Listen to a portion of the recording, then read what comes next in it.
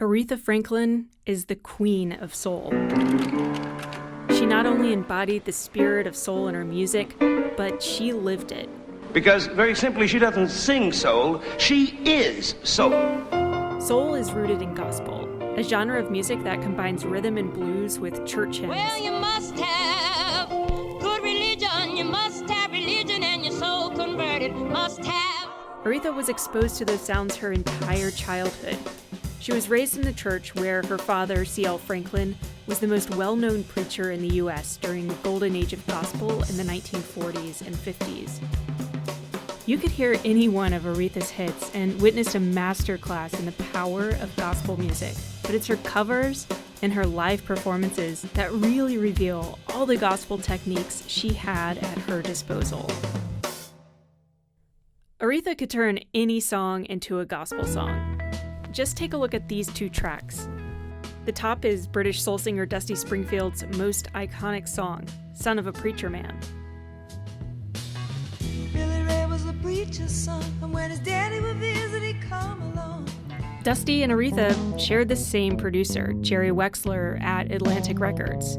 The song first went to Aretha, who ended up passing on it. Dusty took it, and in early 1969, her version rose to the top of the charts. A year later, Aretha released a cover of it, and it sounded completely different. Where Dusty started with a smooth electric guitar riff,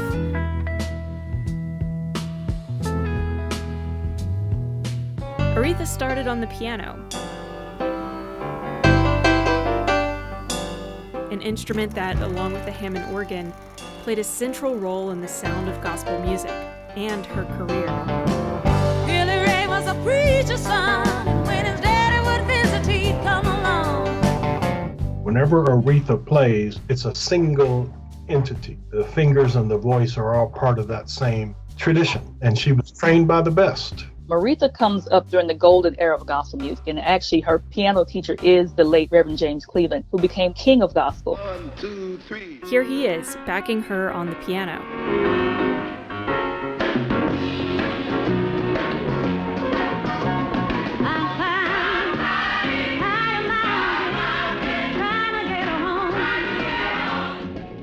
Aretha sat behind a piano her whole career. At any point, she could speed up or slow down, creating a spectrum of emotional moments, like this moment here. How well I remember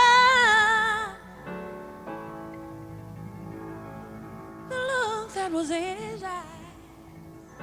There's an old saying in the black church, start low, go slow, catch fire, rise higher. Those repetitive kind of grooves are what organists and piano players do in the church when they're often backing up preachers. Taking time to make time, telling me that he's all of mine. This valley is there to build to that final climactic moment of the song. In gospel music, it's often called the special chorus or the vamp. Much we're growing, the only boy who could ever reach me. The vamp is almost like you take the essence of the song, the most memorable rhythmic piece, and you just repeat that over and over. Clara Ward and the Ward Singers, Aretha Franklin's biggest mentors, perfected this in their gospel recording of Packing Up.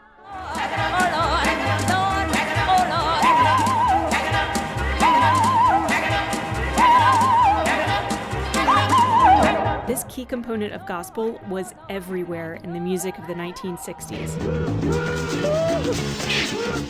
Listen to the Rolling Stones imitate those high notes of Marianne Williams in Sympathy for the Devil.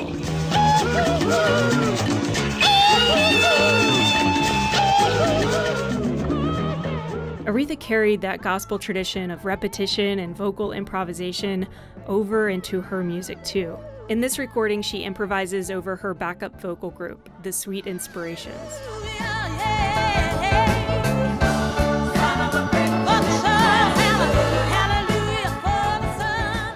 I think in the case of Son of a Preacher Man, they would even sing literally hallelujah, right on top of the groove. The same singers were on Dusty's version too. When he started sweet talking to me, he come and tell me everything is alright. He kiss and tell me everything is alright. But their voicing on Aretha's recording is completely different. One of the most exciting differences is when they echo "Sock It to Me," a phrase they also sing in Respect.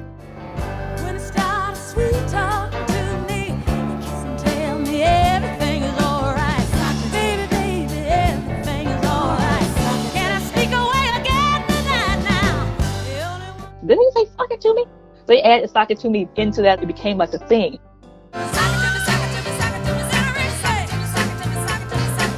Sock it to me, sock it to me, sock it to me, sock it to me. Sock it to yourself.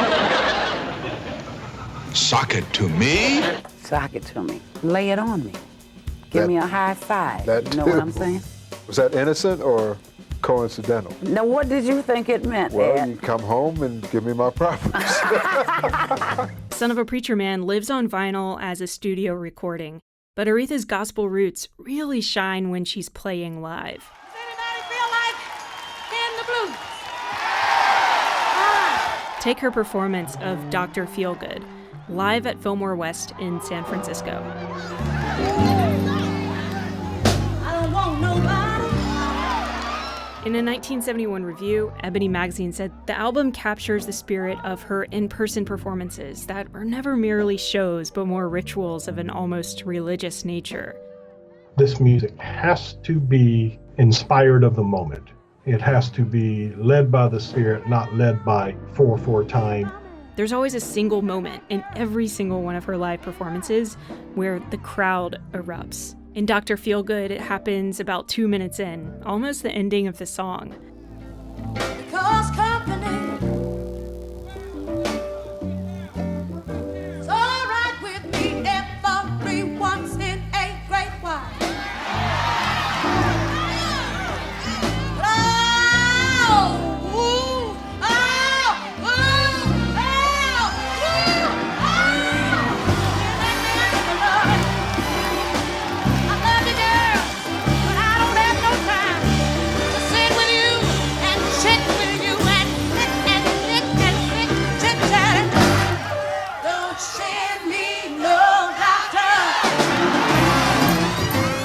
She can literally control the crowd when she's at that moment in the song.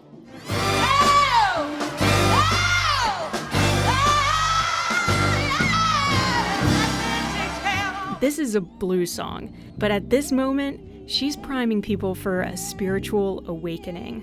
At the very end, where she just starts to kind of talk to the crowd, and she said, you just want to sit down and cross your arms and cross your legs and look up to heaven. Just sit back, cross your arms, cross your legs, look on up to heaven and say, So she's now talking about ecstasy, but she's singing about it in a way that's very spiritual and sacred. You know, she's using gospel to get us there. can I hear you say yeah? If you understand some of what I mean, can I hear you say yeah? Say it one more She inhabits these songs to a degree that we're not used to seeing much anymore. That naked vulnerability. It's coming from a church tradition. You may only have an audience of 10, but you may have been put there to reach one person. Yeah, yeah, yeah, yeah. It was very rare that a gospel singer could go back and forth between gospel and pop so freely, but Aretha's voice and authenticity transcended genres. Because this is 1971, and if anyone in gospel as a performer would have done that, it would have been controversial. Somehow, Aretha was able to bounce back and forth and stay to the end true to both worlds. Hey, it started to get good in there. Yes, it did. 15. They had that rocking thing.